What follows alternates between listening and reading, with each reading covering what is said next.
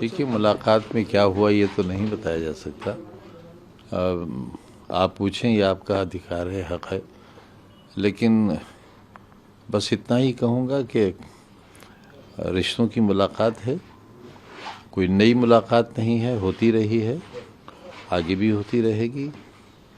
आधी सदी के रिश्ते को अगर किसी ने भी ये समझा था कि हम उस पर जंग आने देंगे तो मुमकिन नहीं है, उधर से भी मुमकिन नहीं है और इधर से भी मुमकिन नहीं है। खुदा ना करे अगर कोई ऐसी बात होती तो मुझसे ज़्यादा दर्द उधर होता। ये सिर्फ राजनीतिक रिश्ते ही नहीं हैं, बल्कि उस वक्त के रिश्ते हैं उनके वालिद मरहूम के ज़माने से, जब हम सिर्फ विधायक हुआ करते थे और उस वक्त ये गुमान भी नहीं था कि हम कभी सरकार बना पाएंगे और सरकार भी इस तरह के सरकारें बना पाएंगे। कांग्रेस बहुत ताकत में थी। आज भारतीय जनता पार्टी जिस तरह मुल्क में ताकतवर है, उससे कहीं ज़्यादा बड़ी ताकत कांग्रेस की थी। लेकिन देखा आपने, हल्के हल्के हमारी मेहनतों का नतीजा निकला और सरकार भी बनाई और सरकारें भी बनाई। आगे भी उम्मीद करते हैं कि हम फिर सरकार बनाएंगे और सरकारें बनाएंगे। हाँ, बस इतना फ़र्क रहेगा कि हमें ये नहीं मालूम था कि सरकारों के कामों में क्या क्या आता है। हम तो ये समझते थे कि वो जो आखिरी व्यक्ति बैठा है, जिस पर हमारी बहुत ओझल सी नज़र गई है, चलें और चलकर देखें कि उसकी आंखें नम तो नहीं हैं, और अगर नम है तो हम उसके आंसू पोंछने की कोशिश करें। अगर उसके सर पर साया नहीं है तो उसके लिए साए का इंतज़ाम करें। अगर वो भूखा है तो उसके लिए रोटी का इंतज़ाम करें। अगर वो बेरोज़गार और बेसहारा है तो उसके लिए सहारा बने सरकार।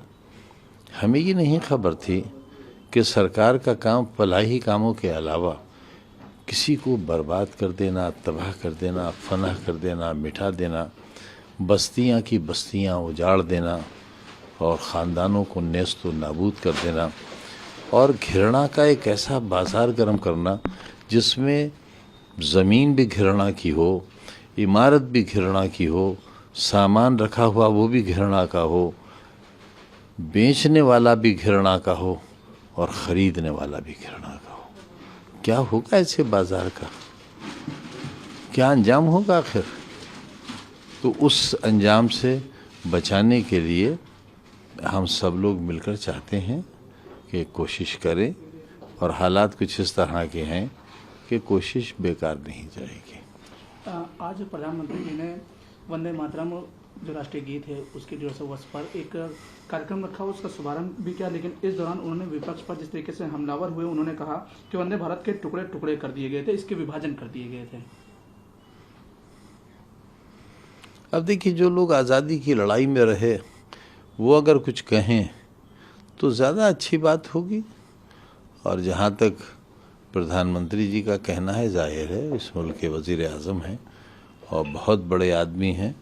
मेरे जैसे आदमी की ये हैसियत नहीं है कि मैं उनके कहे पर कोई राय ज़नी करूं।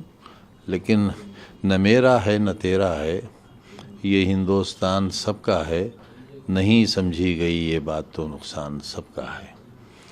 तो इस तरह का हिंदुस्तान था और इसी तरह का आगे भी बनना चाहिए।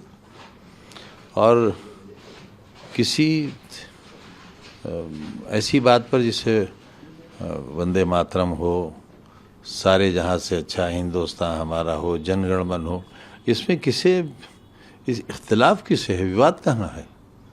एतराज़ किसे है?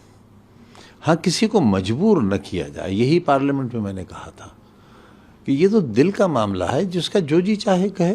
कोई कुरान को माने, कोई गीता को माने, कोई बाइबल को माने, कोई गुरबानी पढ़े, तो इसमें किसी को क्या एतराज़ हो सकता है? सर, आप सपा के वरिष्ठ नेता भी हैं, स्टार प्रचारक भी हैं।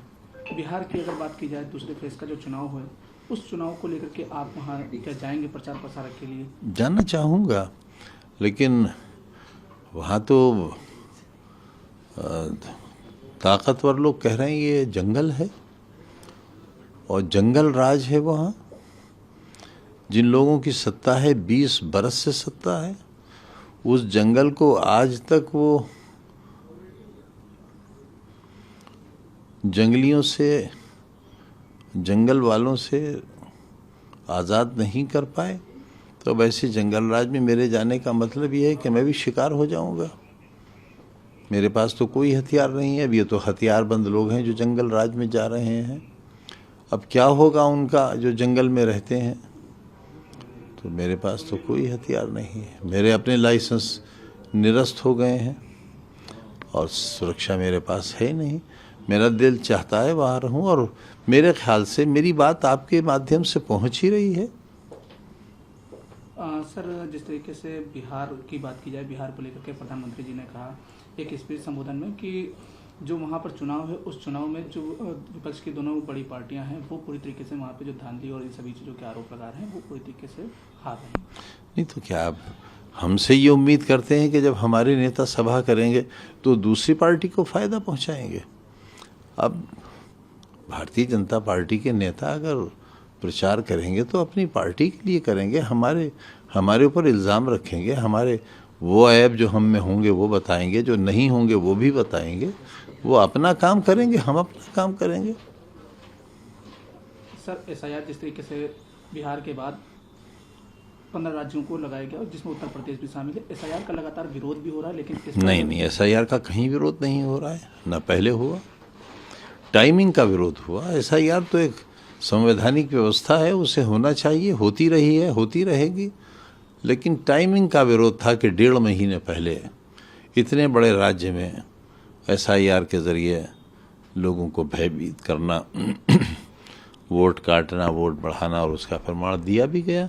मेरे ख्याल से राहुल गांधी जी ने इसमें जो काम किया है उस पर विचार तो होना चाहिए। बगैर किसी राजनीतिक द्वेष भावना के विचार तो होना चाहिए। और लोगों ने विचार किया है, लोगों ने संजीदगी से सोचा भी है। और बिहार में जिस तरह की पोलिंग कल हुई है उससे ये लग रहा है कि बदलाव की तरफ है प्रदेश। सर, आखिरी सवाल आपसे जुड़ा हुआ, जिस तरीके से आप लगातार संघर्ष करते हुए एक बड़े वरिष्ठ राजनेता हुए, उस पर आपके ऊपर एक किताब लिखी गई। इमरजेंसी के दौरान जिस तरीके से आप संघर्ष के दौरान जेल गए, उसके बाद अब तक की जो आपका एक पूरा जीवन रहा, उस पर एक किताब लिखी गई। तो सर, उस किताब को लेकर के क्या कुछ कहें? अभी तो किताब मेरे सामने नहीं आई है, लेकिन ख़ुद मेरी यूनिवर्सिटी में ये राय बनी है असातिज़ा के बीच कि वो मेरे ऊपर कुछ लिखेंगे। जिन लोगों ने मुझे बहुत करीब से देखा है, समझा है, मेरे संघर्ष को देखा है, मेरी कभी कभार की मुस्कुराहटों को देखा है, मेरी आंखों से टपके हुए आंसुओं को देखा है, और जब कभी वो लिखेंगे तो मैं ज़रूर आपको पेश करूँगा।